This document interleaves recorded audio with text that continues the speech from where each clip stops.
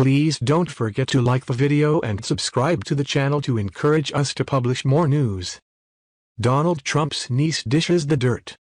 According to Mary Trump's tell-all book, the president is still a little boy throwing a tantrum. The title of Mary Trump's tell-all book about her family, Too Much and Never Enough, expresses my feelings perfectly. I've read way too much about her Uncle Donald and his awful relatives, to say nothing of his wives and girlfriends, but somehow it's never enough. I keep thinking I'm finally going to understand him as a thinking, feeling human being, but I never do. Or is it that I only pretend to want understanding, when what I really want is just more dirt? There's plenty of both in this well-written tell-all by Mary Trump, daughter of Donald's older brother, Fred. A psychologist with a PhD, she offers a portrait of family dysfunction that rings grimly true. Fred, the cruel, egotistical, tyrannical father, aided by his wife, the distant, sometimes sickly, and probably very miserable Mary Ann, destroyed in his 5 children much, or in Donald's case, all of their capacity for empathy, curiosity, kindness, or independent action. Winning paternal approval was all that mattered, but only Donald managed to get a smattering of it.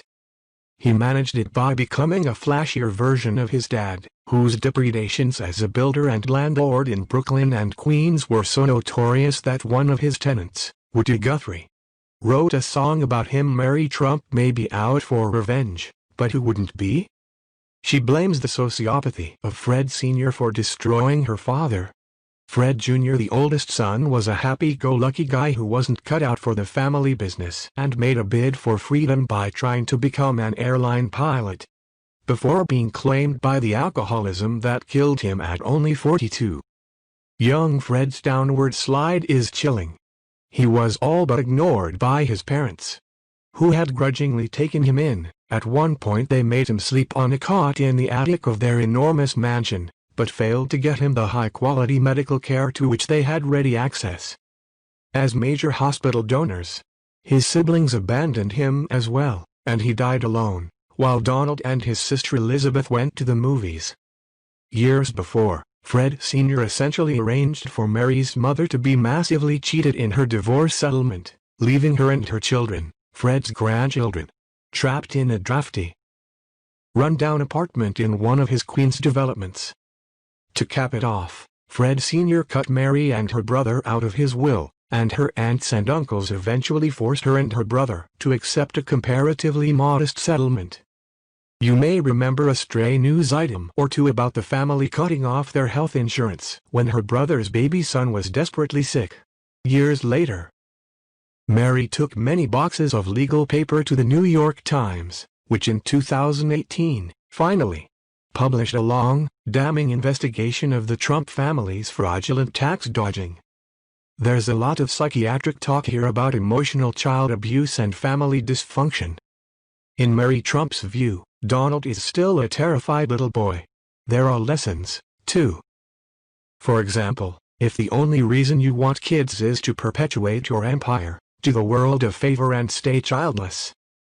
Probably some version of Mary's diagnosis is correct. Something, after all, makes monsters out of sweet little babies. But if you just want to hate the president, there's no shortage of fresh material. His older sister, Mary Ann, did his homework for him, and he paid someone to take his SATs.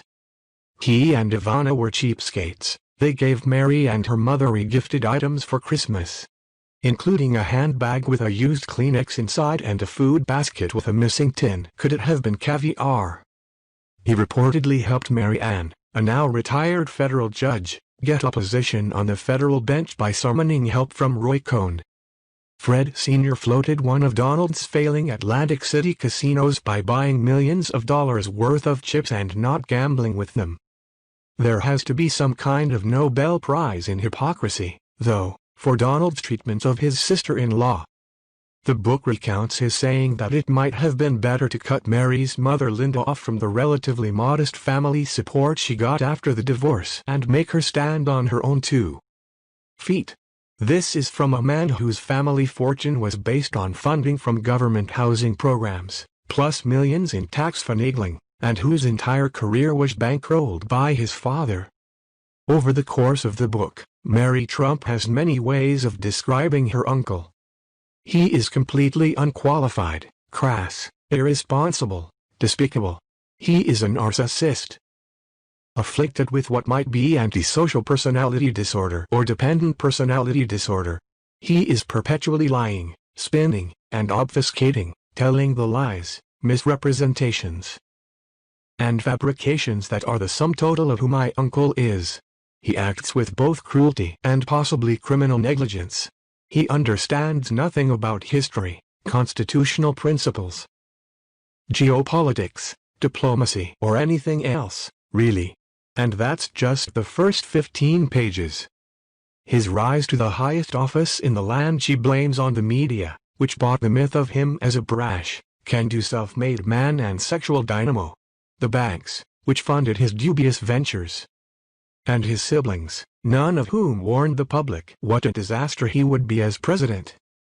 Mary Ann, who as a respected public figure Mary Trump thinks might have made a difference had she spoken up during the campaign, not only remained silent, she had her own secrets to keep, but voted for him out of family loyalty. Mary Trump, who supported Hillary in 2016, worries about the upcoming election. A large minority of people still confuse his arrogance for strength, his false bravado for accomplishment, and his superficial interest in them for charisma. This is true. Amazingly, in the midst of the coronavirus pandemic, Trump has botched so completely, with unemployment reaching highs not seen since the Great Depression, and the specter of mass evictions on the horizon. Trump's support hovers around 40%. That may not be enough to win the election, even with the disenfranchisement of many likely Biden supporters, and the wild card that is our disastrous electoral college system. But when the election is over, we will still have to face the fact that 4 in 10 Americans took his side. Will Mary Trump succeed in changing minds where so many others have failed? I wish until this news is over. Do not forget to subscribe to the channel to receive all new moment by moment